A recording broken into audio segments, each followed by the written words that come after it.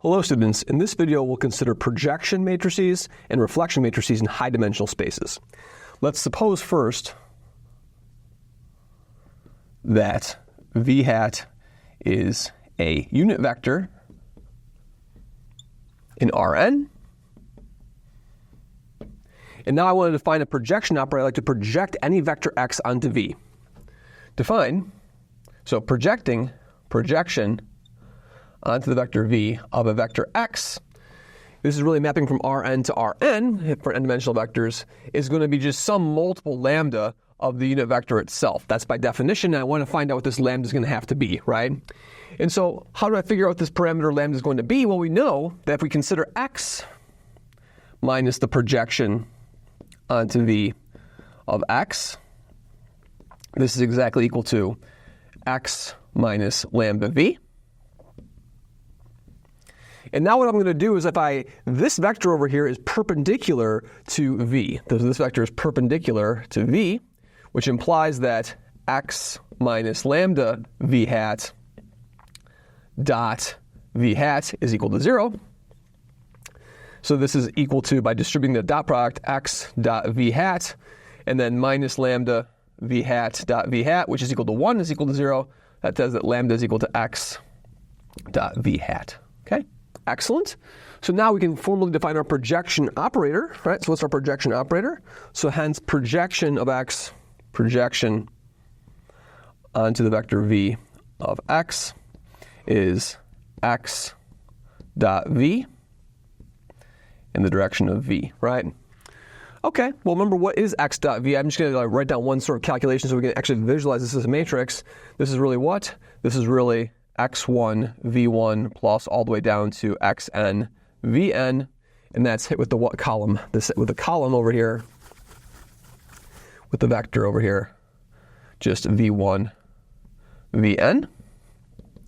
And so this is going to give me what? This is going to be v1 times x1 v1 plus xn vn, all the way down to vn x1 v1 plus xn vn, right?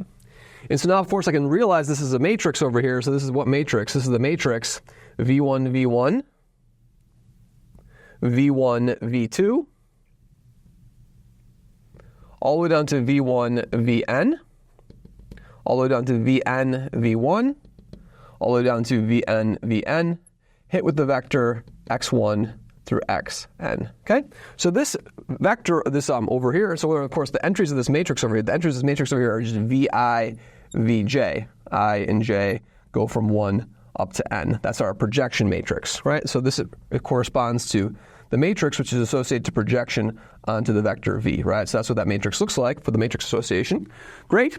And so now, of course, as is typically written, you can also write this in a more compact notation. You can write this matrix over here really just as v and then v transpose, right? Because v is an n by 1, right? So v hat, v hat. So of course v is an n by 1 thing over here.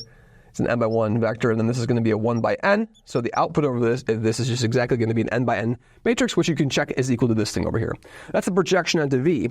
If I want to project onto the subspace that's perpendicular to v, right? So we can also define identity minus projection onto v of x hat is the orthogonal projection. This projects onto the complement, the span of v hat perpendicular of x, right? And of course we can write down the mixed representation of this. Now the important property of projections is the following. So let's do a simple check, and so here's a lemma, right? So lemma for any projection p squared is equal to p. Okay, so if p is a projection, then when you square the operator, you get back to the original thing, right? So let's check that in our case over here. So in our case, what do we get? So if, for example, I plugged the projection onto v hat of the projection onto v hat, what would I plug into this? I'd plug in what? I'd plug in projection onto v hat of x, would be projection onto v hat of what? Just of x dot v hat in the direction of v hat. And so what does a projection onto v hat do? It takes that vector and it dots it with v hat, and it puts it in the direction of v hat. So this is going to be x dot v hat dot v hat in the direction of v hat. Now v hat dot v hat is 1, so this is x dot v hat, right? And that's exactly just a projection onto v hat of x. Excellent, okay? You can do the same thing you can check easily that, since now you can actually formally check this. How would you formally check this one over here? You would just say if I have the identity minus the projection and I square it, that'll just be what? That'll just be identity minus 2 projections and then plus projection squared. But since projection squared is equal to projection, I can cancel one of those projections. So that's just going to be identity minus projection. So in other words, this operator, I minus projection, is also a projection. Great. Okay, excellent. And so now finally let's discuss the idea of reflections. So reflections, we can sort of visualize what reflections should be. So if you're reflecting onto this vector over here, let's say this is a vector over here, v hat, right? And then let's say this is going to be over here, then I have a vector x. That's my vector x. Then of course, this vector over here is really just a projection onto x, right? And then of course what I can do is I can draw this vector over here, and this vector over here is going to be the reflection vector. So this is going to be, I'm going to call that reflect over v of vector x, right? Okay? Now the whole point is that this vector reflection over v, if I basically take and slide a copy of x over here, if I slide a copy of x over here, then that's really what? That's really twice the what? So that's really twice the projection. So in other words, from this configuration, so that's my projection onto v, right? And so there's my projection onto v, of course, right?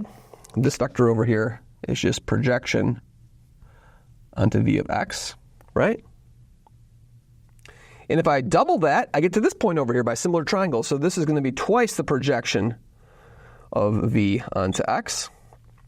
And therefore, what can I say? I can say reflection of x onto v plus x has to be twice the projection. So in this case, what do we have? So we can get a formula for free. So reflect onto v over v, rather, of x plus x is twice the projection of x onto v, like so, okay? And now this allows me to solve for the reflection. So the reflection, hence reflection over v of a vector x is twice the projection onto the vector v of x minus x itself. And so in general, what the reflections satisfy, in general, reflections are equal to twice the projection minus the identity operator, right? So now we can check what the reflections squared are going to be. We can sort of guess what the reflections squared. If you reflect and you reflect again, you've done nothing, right? Let's check to see that's true. It's going to be 2p minus identity times 2p minus identity, right? And so this is going to be a total of 4p squared. And then I'm going to have a negative 4p, and then plus the identity. Now, of course, p squared is equal to p by projection, so that gives me nothing over here, the zero matrix. So reflection squared gives me the identity. So when you square a reflection, you get the identity. When you square a projection, you get back to the original projection. Thank you very much.